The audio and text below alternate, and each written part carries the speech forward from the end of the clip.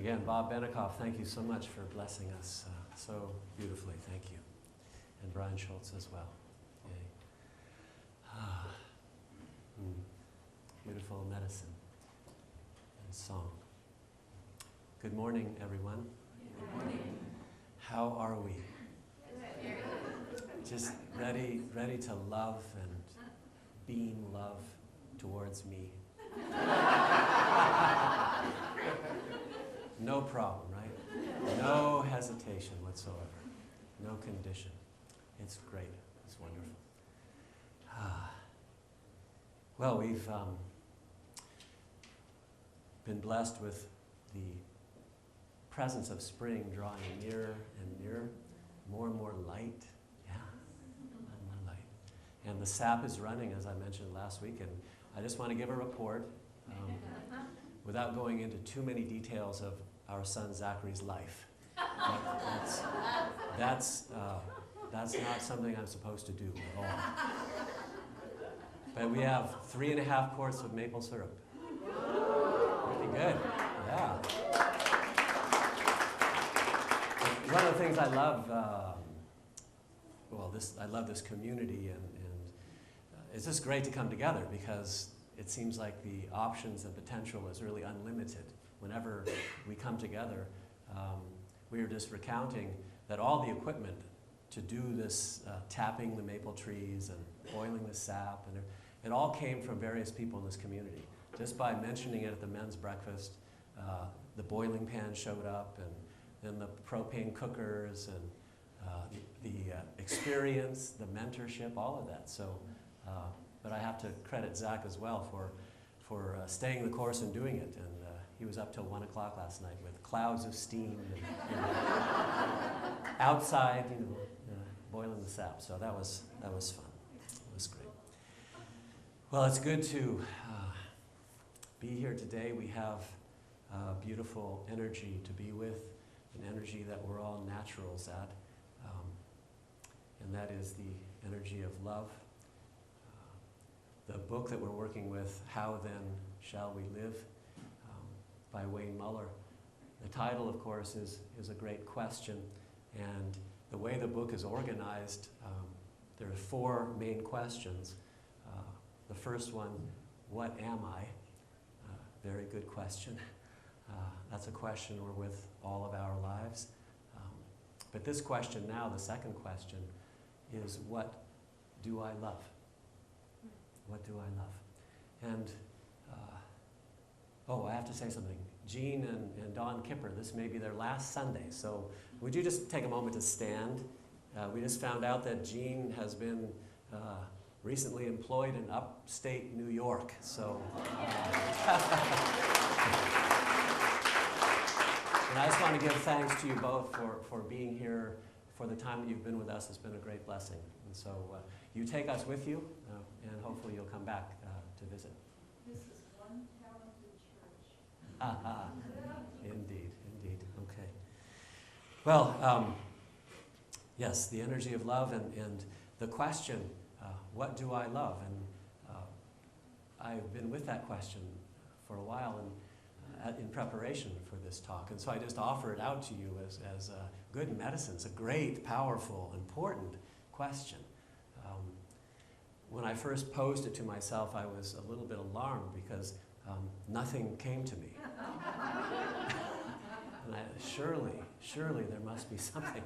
I don't know why it happened that way, but I was with the question for a while, and then more and more things began to reveal themselves to me, the things that I loved. And to identify these things for ourselves, just for ourselves and with ourselves, and with all honesty and candor, is revelatory for us, for our lives. I mean, what we're giving our attention and belief to, as we live and move and have our being.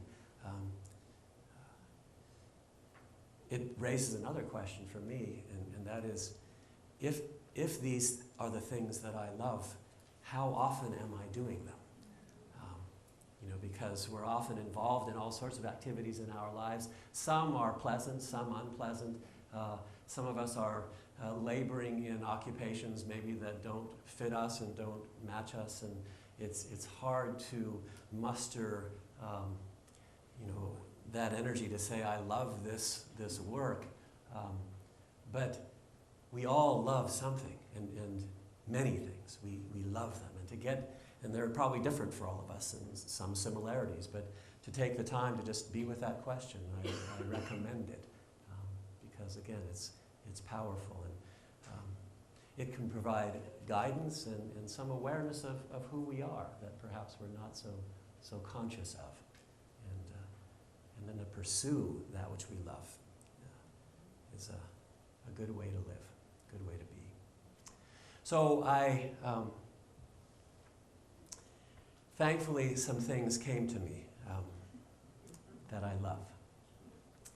I knew they would. And I wanted to, first of all, just read a little bit from this book briefly, because one of the things I listed on my list is I love to read out loud to people. Did you ever notice that? Anyway, he says, what do you love? The question cannot be answered too quickly. See, I'm off the hook. But that's how it was for me. It was, wow, what a question. It kind of struck me. Because first you must sift through a variety of disparate impulses. At the beginning, you may encounter what you think you are supposed to love. You uncover what you should be able to do, or would do if only you were more perfect, more spiritual, more successful, and on and on. You may first name those things you love because of what they will do for you. Impress your friends and family, earn some place of belonging, or whatever. But to discern and choose those things you truly love, this is a fruitful and nourishing practice. So I'm going to share a little bit briefly what I wrote down. Just, I don't know, hopefully it'll be of some blessing to you. And then I'm going to ask you, if anything's coming to you, what you love, to sing it out. That may be interesting. Well, the first thing I wrote down was I love being at home. I love being here too. But when I was really honest with myself, I love being home. I love being home with my family and friends, and I love to play games. Card games, dice games. And as I said in the first service, it just kind of came out in the first service. I love to win.